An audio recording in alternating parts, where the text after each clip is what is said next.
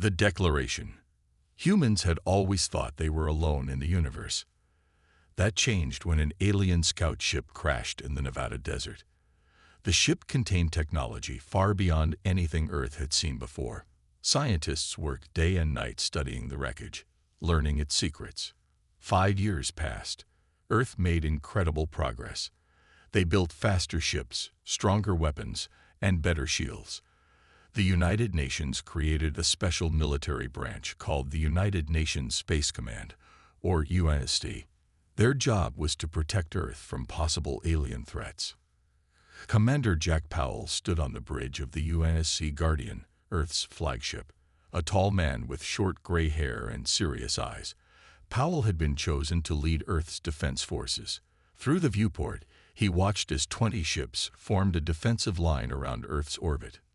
"Sir, we're detecting an unknown vessel approaching the solar system," reported Lieutenant Amy Crawford, her fingers moving quickly across the control panel. Powell nodded. "Identification. It's not in our database, sir, but it's big, and the energy readings are off the charts." The massive ship appeared on their screens. It was elegant and clearly advanced, easily 5 times the size of the Guardian. Golden symbols decorated its purple hull. "Open communications," Powell ordered. The alien ship answered immediately. A humanoid figure with blue skin and 4 eyes appeared on screen. It wore ornate robes with symbols that matched those on the ship. "I am Ambassador Zorkthal of the Galactic Empire," the alien announced. "I come with greetings from Emperor Vexnor, ruler of 700 species across thousands of worlds." Powell stood straighter. "I am Commander Jack Powell of Earth." The ambassador smiled. "Commander, the Empire has observed your world's recent technological advancements with great interest. We wish to welcome Earth into our glorious empire. We offer protection, trade, and cultural exchange." Powell had been briefed on this possibility. Intelligence analysts had studied the alien technology and found logs describing how the Empire operated. They conquered worlds through diplomacy first, military action second. Once planets joined, they were slowly drained of resources and reduced to client states. "Ambassador Zorkthal, I appreciate your offer," Powell said carefully. "However, Earth chooses to remain independent at this time." The ambassador's 4 eyes blinked in surprise. "Perhaps I wasn't clear, Commander. The Empire doesn't simply invite. We are offering the only path forward for your species." Powell's expression hardened. "Let me be equally clear. Earth is implementing what we call the Sol Exclusion Doctrine. No Imperial vessels are permitted in this solar system without explicit permission. You dare?" Zorkthal's voice rose. "No world has ever refused the Empire."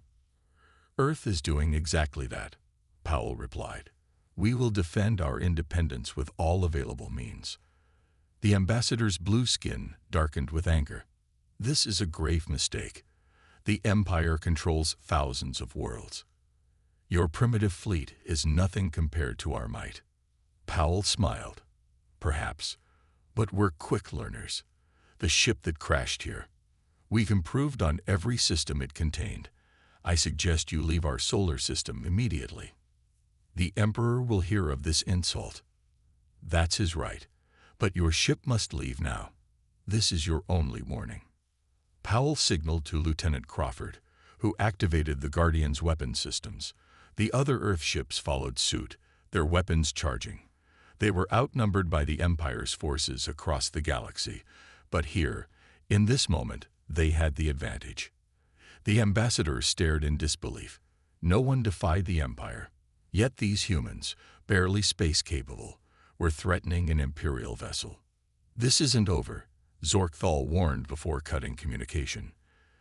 The Imperial ship turned slowly and accelerated away from Earth.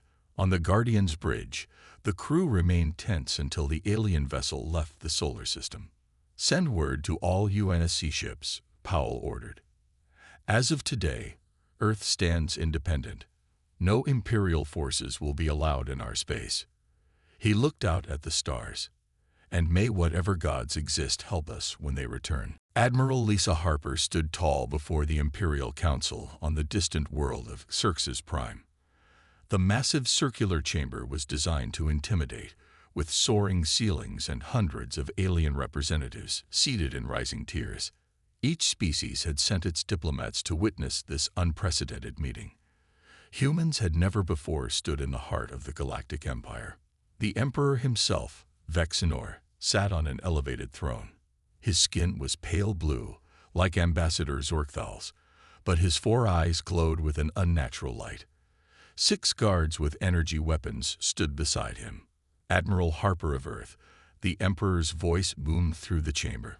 Your planet has committed a serious offense against the Empire. Explain yourself before we decide your punishment. Lisa Harper was not intimidated. At 52, she had spent decades in diplomatic service before joining the USC.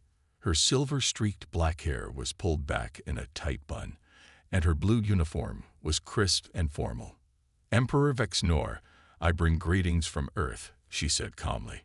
I am here to explain our position, not to apologize for it. Murmurs rippled through the assembly. Such boldness was rare. Earth has studied your empire carefully, Harper continued. We've analyzed the wreckage of your scout ship. We've intercepted communications. We know how the Empire operates. The Emperor leaned forward. And how is that human? You offer protection and trade. Then you slowly increase your presence. You establish bases. You extract resources. Within a generation, the planet is dependent on the Empire. Within 2, it's effectively enslaved. Angry shouts erupted from some council members, while others remained suspiciously silent. Those are serious accusations, the Emperor said coldly. They are facts, Harper replied. Earth chooses a different path. We declare our independence and our right to control who enters our solar system. A tall, insect-like alien rose from the council. The humans insult us. We should crush their primitive world immediately. Harper turned to face the alien. We may be new to space travel, but we are not primitive. We've improved upon your technology in ways you might find surprising. Impossible, shouted another counselor. Is it? Harper asked. Your scout ship crashed 5 years ago. Since then, we've developed shield technology that's 40% more efficient than yours. Our weapons systems use 30% less energy while delivering greater impact. The chamber grew quiet. You reverse-engineered our technology, the Emperor asked, his voice dangerously soft. We improved it, Harper corrected. Earth has always been good at adaptation. We study your history too. The Empire has existed for 3,000 years, but it hasn't faced a real challenge in the last 500. You've grown complacent. The Emperor stood, his robes flowing around him. You think your tiny world can challenge us. We have conquered galaxies.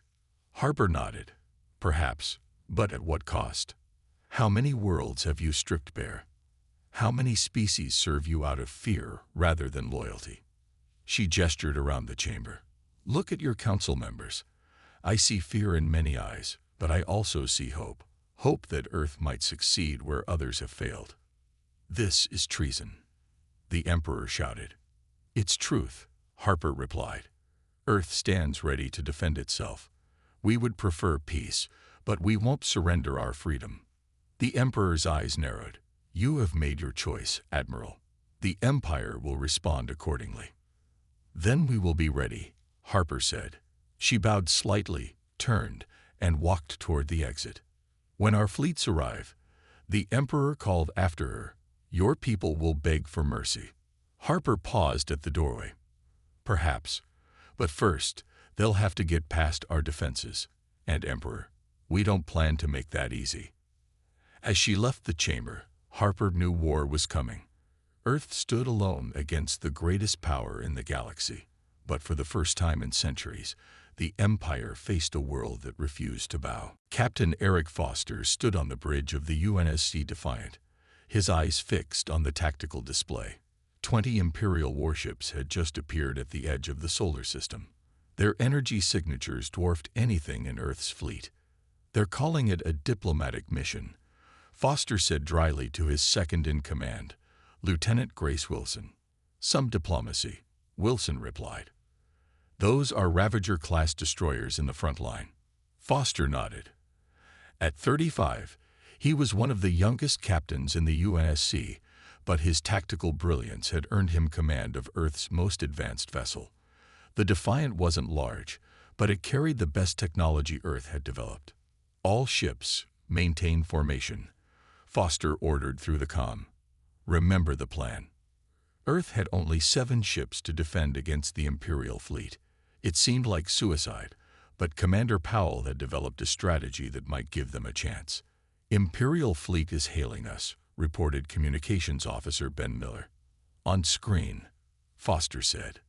A reptilian alien appeared, wearing a black uniform with gold insignia. I am Fleet Commander Drax of the Imperial forces. You will lower your defenses and prepare to receive Imperial representatives. Foster kept his expression neutral. Commander Drax, this is Captain Eric Foster of Earth. As you have been informed, this system is closed to Imperial vessels. Please withdraw immediately. The alien laughed, showing rows of sharp teeth. Your bravery is admirable but misplaced, human. We have brought 20 warships to ensure compliance.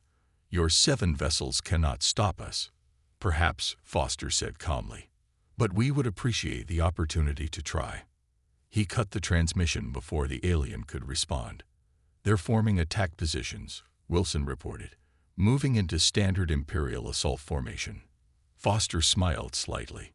Just as our intelligence predicted, all ships, execute Operation Slingshot on my mark. The Imperial vessels advanced in a wedge formation, weapons charging. They clearly expected an easy victory. Mark, Foster commanded. The 7 Earth ships accelerated simultaneously, but instead of retreating, they split into 3 groups, executing a complex maneuver that confused the Imperial sensors. The Defiant led 2 ships directly toward the center of the Imperial formation. Shields at maximum, Foster ordered. Activate the mirror protocol. This was the moment of truth. Earth's scientists had developed a shield technology that could absorb enemy fire and redirect it. It had never been tested in actual combat. The Imperial ships opened fire. Brilliant energy beams struck the Defiant's shields, which glowed brightly but held. Shield integrity at 90%, reported Chief Engineer Kelly Martinez.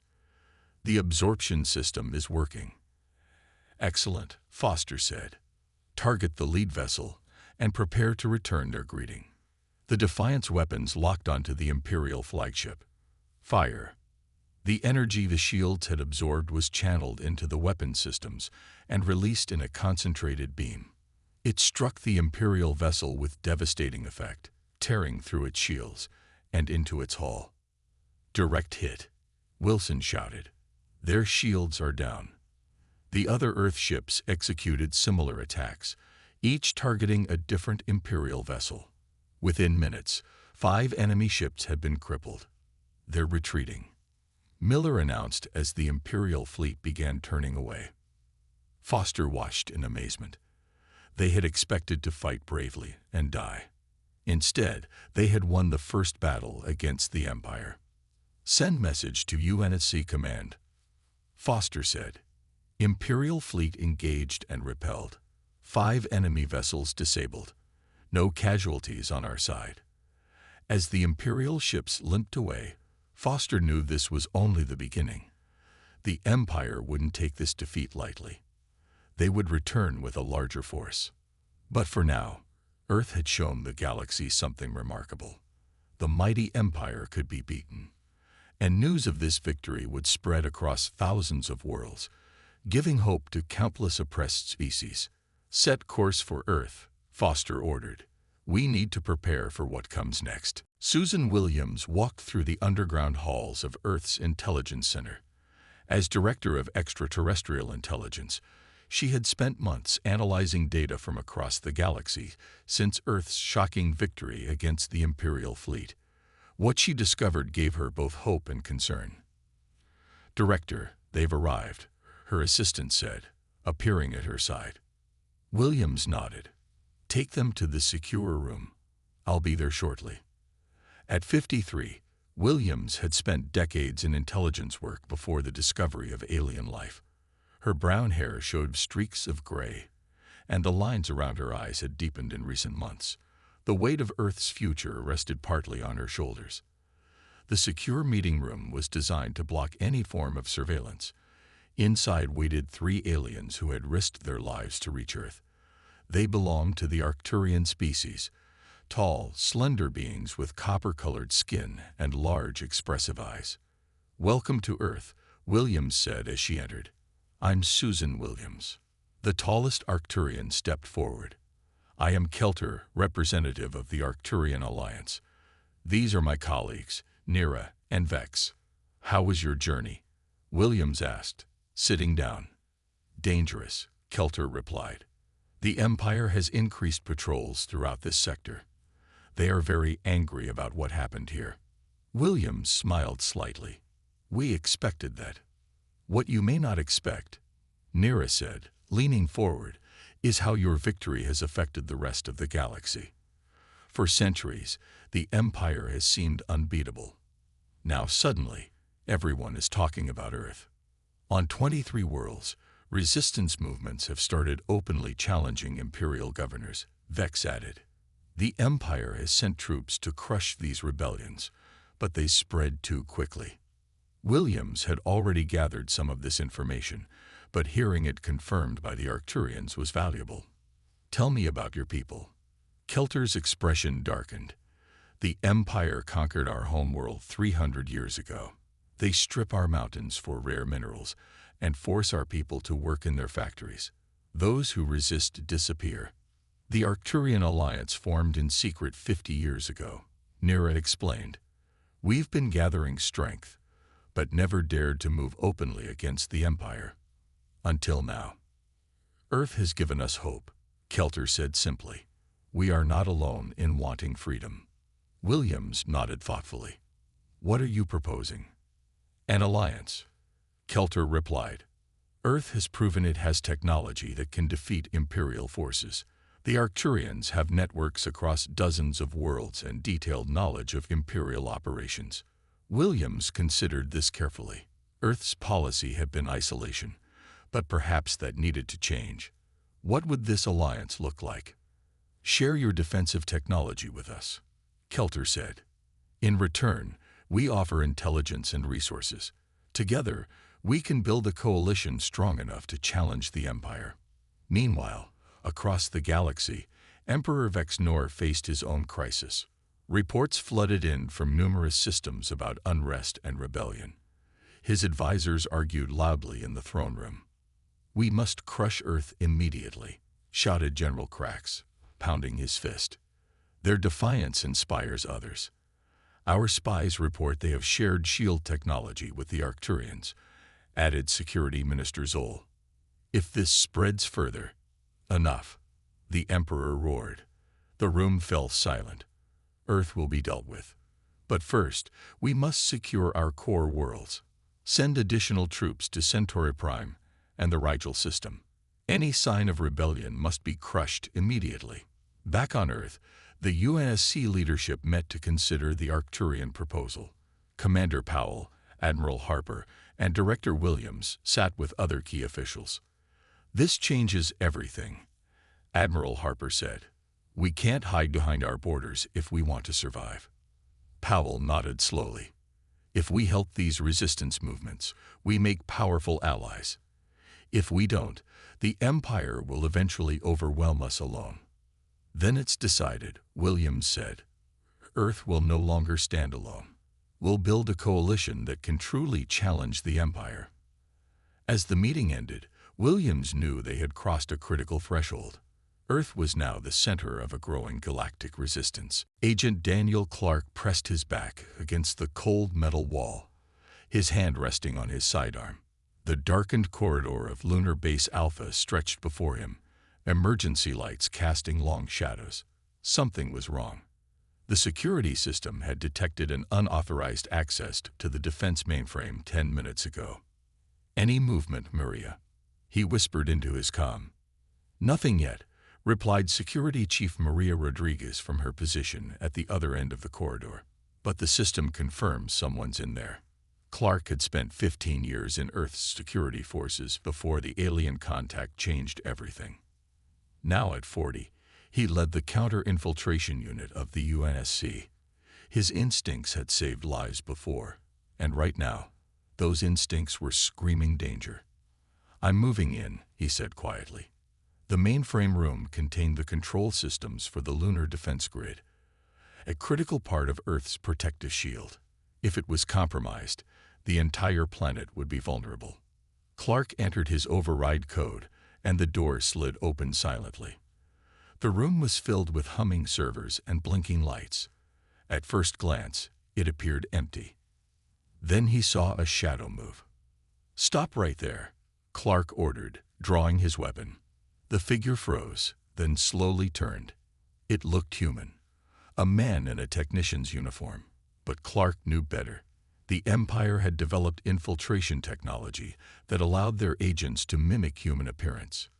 "Identification," Clark demanded. The man smiled. "Engineer Peter Johnson, Level 4 clearance." Clark knew every person assigned to this section. There is no Peter Johnson working here.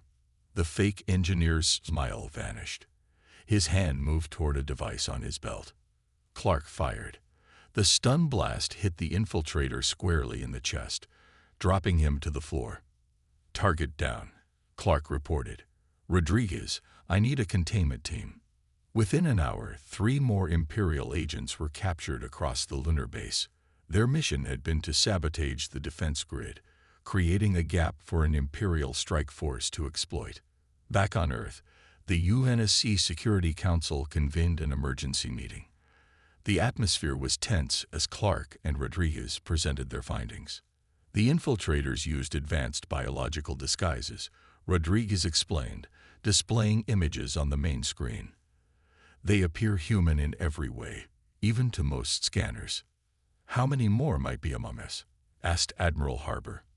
"Unknown," Clark admitted. "But we've recovered data from their communication devices. They were planning to disable our defense grid 3 days from now, when an Imperial strike team was scheduled to arrive." Commander Powell leaned forward. "This changes things. They're no longer just threatening us from space. They're already here." The room fell silent as the implications sank in. Earth had successfully defended its borders in space, but now faced threats from within. "We need new security protocols immediately," Powell ordered. "Full biometric scans for all key personnel, restricted access to critical systems, and accelerate the deployment of the new quantum scanners." As the meeting continued, Clark's mind raced. This was only the beginning. The Empire wouldn't stop with one failed attempt. Later that night, Clark and Rodriguez worked in the security center, reviewing personnel files and security footage. "You know what bothers me?" Rodriguez said, rubbing her tired eyes. "The infiltrators knew exactly where to go and how to access our systems. Someone gave them that information." Clark nodded grimly. "They have help from the inside. Someone human."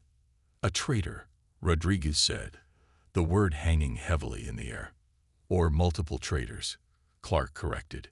"The Empire has had years to plan this. They have resources, technology, and patience." Rodriguez looked at the screens showing Earth's defensive installations. "What do we do?" "We adapt," Clark said firmly. "The Empire thinks it knows us, but they're wrong. Humans have survived countless threats throughout our history because we learn and change faster than our enemies expect." As Clark spoke, new security measures were being implemented across Earth and its bases. The fight was no longer just in space. It had come to Earth itself. The next phase of the war had begun, and humanity needed to be ready. Admiral Kate Bennett stood before the massive holographic display in Earth's Defense Command Center. 500 Imperial warships had just emerged from hyperspace at the edge of the solar system. This wasn't a diplomatic mission or a probing attack. This was the full might of the Empire, coming to crush Earth once and for all. "Status report," Bennett demanded, her voice steady despite the gravity of the situation. All defense platforms activated, reported Strategic Officer Paul Wright. The Umbrella Protocol is online and functioning at 100%. Bennett nodded. At 48, she had spent her career preparing for conflicts on Earth. Nothing could have prepared her for commanding humanity's forces against an alien empire. Yet here she stood, the last line of defense between Earth and annihilation. All ships, battle stations, she ordered. Execute Formation Delta. Earth's fleet had grown since the first Imperial attack. 30 warships now moved into defensive positions, surrounded by hundreds of automated defense platforms. The secret weapons Earth had been building for months. On the Imperial command ship, Emperor Vexnor himself had come to witness Earth's destruction. His patience had run out after months of growing rebellion across his empire, all inspired by Earth's defiance. Begin the attack, he ordered. No mercy. The Imperial fleet advanced, their weapons charging. The front line opened fire, sending devastating energy beams toward Earth's defenders. Shields holding, Wright reported as the first barrage hit. Returning fire. Earth's ships fired in coordinated patterns, targeting specific points on the Imperial vessels. Their improved weapons tore through several enemy shields, but there were simply too many Imperial ships.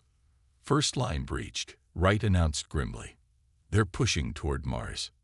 Bennett activated the ship-wide comm. This is Admiral Bennett to all Earth forces.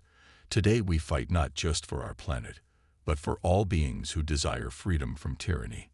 Hold the line. The battle intensified as Imperial forces pressed forward. 3 Earth ships exploded under concentrated fire. Defense platforms were being destroyed one by one. Ma'am, Wright said urgently, sensors detect a new group of ships entering the system. Bennett's heart sank. More Imperial reinforcements would doom them. Identification, she asked, preparing for the worst. Wright's expression changed to surprise. They're Arcturian vessels. 50 ships, heavily armed. They're hailing us. The face of Kelter appeared on screen. Earth forces, this is the Arcturian Freedom Fleet. We stand with you against the Empire. Bennett felt a surge of hope. Your timing is perfect, Kelter. Focus your attack on the Imperial right flank. The battle shifted as Arcturian ships engaged the Imperial forces. For the first time, the Imperial advance slowed. Then more alerts sounded. Ships were appearing throughout the system. Vessels from a dozen different species, all answering Earth's call for allies. The Regellians have joined the battle, Wright reported excitedly. And the Centauri. They're attacking the Imperial rear guard. Emperor Vexnor watched in disbelief as his carefully planned assault fell into chaos. How is this possible? He demanded.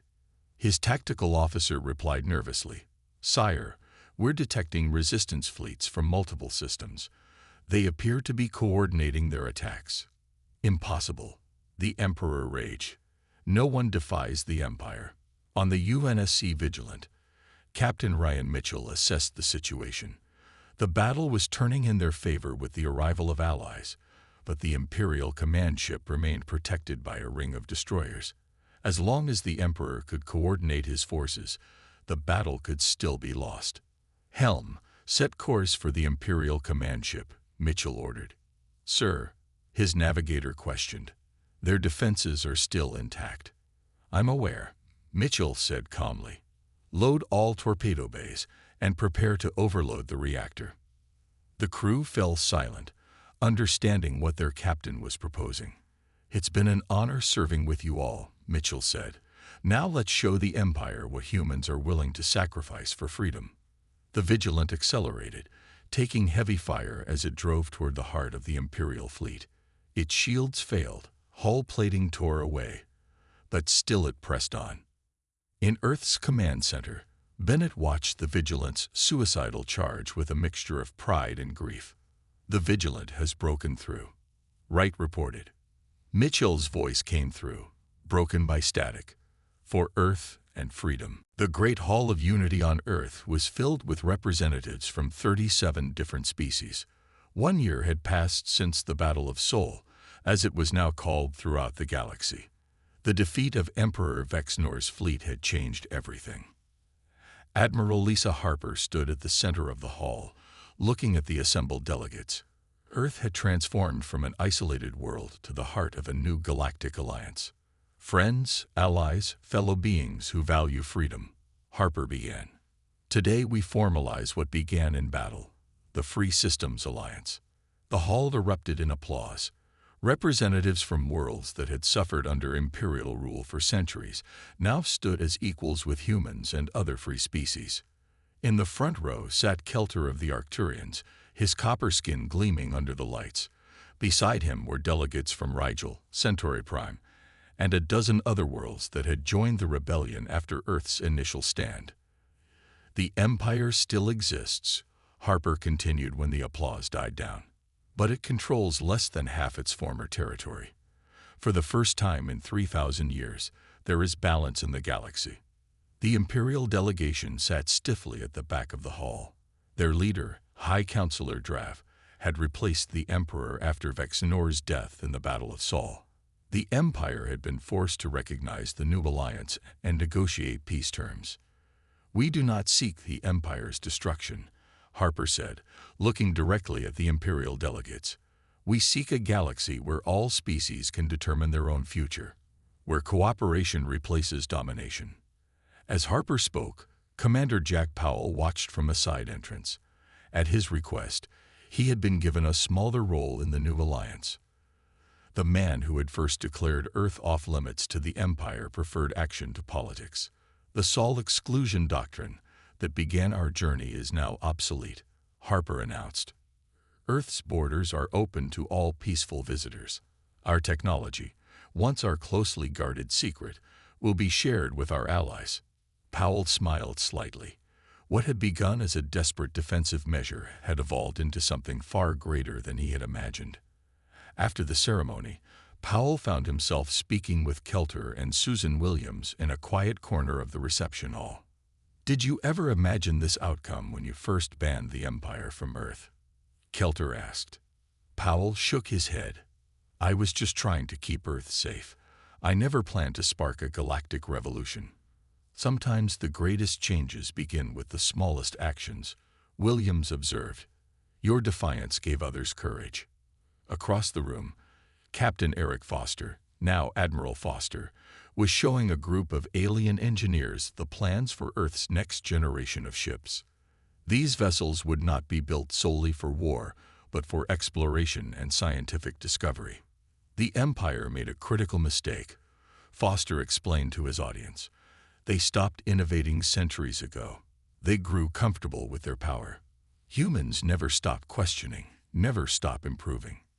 Meanwhile, in a secure area of the building, Daniel Clark and Maria Rodriguez met with representatives from various worlds to discuss security concerns. The new alliance faced threats not just from Imperial remnants, but from opportunistic criminal organizations trying to exploit the changing galactic order. "We've developed new scanning technology that can identify shapeshifters with 99% accuracy," Rodriguez explained. "We'll share this with all member worlds." As evening fell, the various discussions and celebrations continued.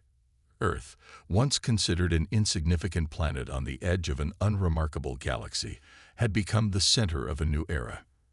Admiral Harper found a quiet moment alone on a balcony overlooking the city. The lights below reminded her of stars, each representing lives now free from Imperial control. Commander Powell joined her. "Quite a view," he said. Harper nodded. "A year ago, we thought we might not survive the Empire's wrath. Now we're leading a galactic alliance." "What happens next?" Powell asked. Harper looked up at the actual stars, visible through the clear night sky. "We explore. We learn. We build something better than what came before. And if the Empire tries to take it all back," Harper smiled confidently, "then they'll be reminded why Earth was the first world to successfully tell an empire no." Together, they stood in silence, watching the stars that no longer represented threats but possibilities. The galaxy had changed forever because Earth had dared to ban an empire, and in doing so, had helped free countless worlds.